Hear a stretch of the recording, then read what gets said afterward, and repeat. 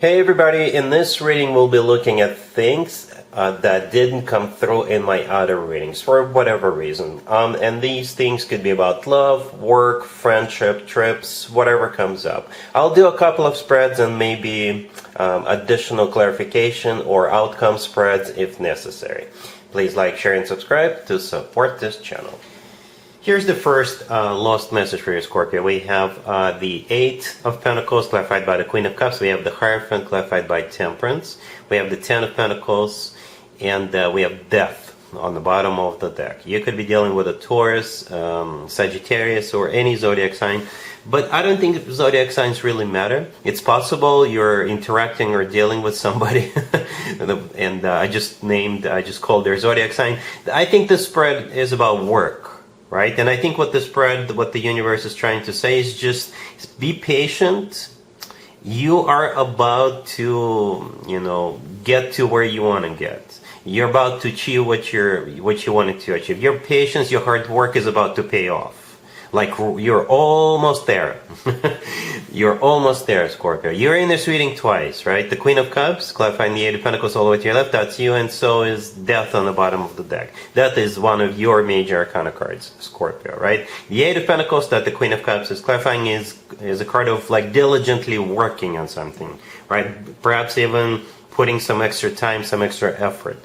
And the rest of the spread is just something amazing coming your way. The Hierophant clarified by Temperance and the Ten of Pentacles, it's like recognition, money, bonus, being promoted, rewarded, recognized, things like that. Right? When it comes to money and finances and work, the Ten of Pentacles is a card of financial abundance. All right, it's also a card of real estate. I don't know if you're into real estate or something like that. In the middle, the Hierophant clarified by Temperance, both are major arcana cards. When it comes to work, business, and finances, the Hierophant could be a card of education. All right, and but it's also a card of like something formal, something official, something that's done by the book, that type of energy. And Temperance is a card of patience. All right, with the Temperance card, nobody's in a hurry, nobody's making sudden movements. With Temperance card, people are just diligently doing something, just like the person in the Eight of Pentacles. So Scorpio, whatever you're doing, you're doing it correctly. You got it right. It's almost here. You're about to gain that Ten of Pentacles, whatever that represents in your case. All right, I don't think we need to do like additional spreads for this one. I think the message is clear. All right, and instead let's move on. Spread number 2 is simply another lost message. Here's another lost message for you, Scorpio. We have the Seven of Swords, clarified by the Page of Wands. We have the Eight of Wands, clarified by the Moon. Then we have the Two of Cups, clarified by the Wheel of Fortune and Death. And we also have the Ace of Wands on the bottom of the deck. You could be dealing with Pisces, maybe a Sagittarius, or absolutely any zodiac sign.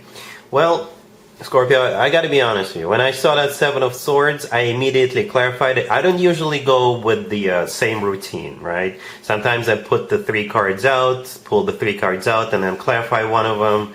Or I pull 1 card out and then clarify that card and then keep going, So this time I got the Seven of Swords and I immediately clarified it. And the Page of Wands clarified it. And I was like, uh-oh.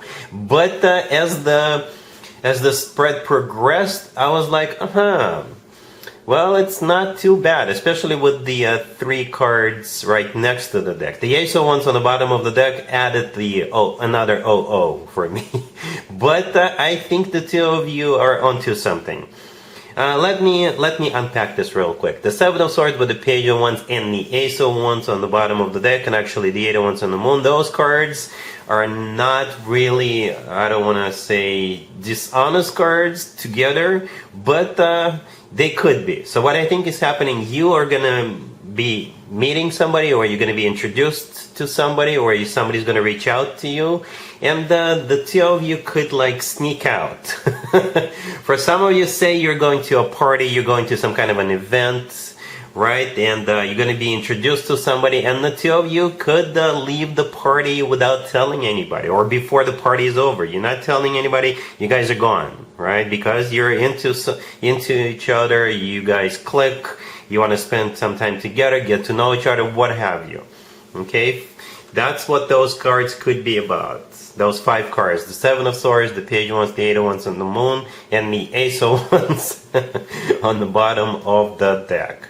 Alright, for some of you, perhaps somebody was lying to themselves, somebody was in denial about how they feel about you, but they will finally tell you. They will finally tell you this week.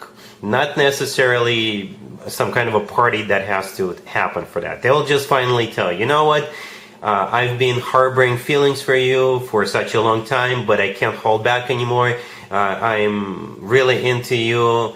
Can we please go somewhere and spend some time together? And I think the answer is going to be yes. So those are the 2 scenarios. Perhaps it was for the 2 of you to be together. It could be like a taboo situation. Perhaps they dated somebody you know in the past, and it would be like inappropriate for the 2 of you to start seeing each other. But starting this week, you're not going to care anymore. You're going to start seeing each other, right? The 8 of Wands clarified by the Moon right there. The 8 of Wands is a card of literally going somewhere, or it's a card of communication, or my favorite interpretation of the 8 of Wands is the Cupid's arrows, right? Love. Somebody's being struck by a Cupid's arrow. The Moon, there is either Pisces you're dealing with, but the Moon is a card of like a secret. Alright, so somebody's been secretly in love with you, or the 2 of you again secretly going somewhere. Okay, for maybe another group of you, right? You are gonna make plans with friends. You're gonna make plans with somebody else, but then you meet this person, and you will have to cancel your plans with whoever you made prior plans with. But you're not going to be very honest about what you're going to be doing. You may tell them, oh, I'm doing this and that, I can't make it to this party, or I can't spend time together with you. But what you're actually going to be doing, you're going to be getting together with this person. You know, people do that. There's nothing wrong with that. That's the way I see it. And yeah, at the end we have the 2 of Cups clarified by the Wheel of Fortune and Death. Right? Death is your major arcana card. It's also a card of transformation. Your life is about to transform. The Wheel of Fortune could be, that card could be interpreted as multiple zodiac signs, right? Sagittarius is one of them, because we have Jupiter in the Wheel of Fortune. But it could be a card of literally going somewhere, similar to the 8 of Wands, but it's also a card of starting a cycle. A very fortunate cycle, right? With the Wheel of Fortune, things turn around for the better. The word fortune is there for a reason, and the 2 of Cups is a soulmate card. We have 2 people in the 2 of Cups. That's you and this new person, right? And it's a card of unconditional love. It's a card of when 2 people feel the same way towards one another. So this is an interesting twist in this story. Let me know how this plays out for you. How exactly you guys are meeting. Or are you guys like sneaking out of a party, or you're canceling plans with one group of people because you want to spend time with this person? Let me know. I'm kind of curious. Alright? Yeah, let's take a look at the potential between you and this person real quick.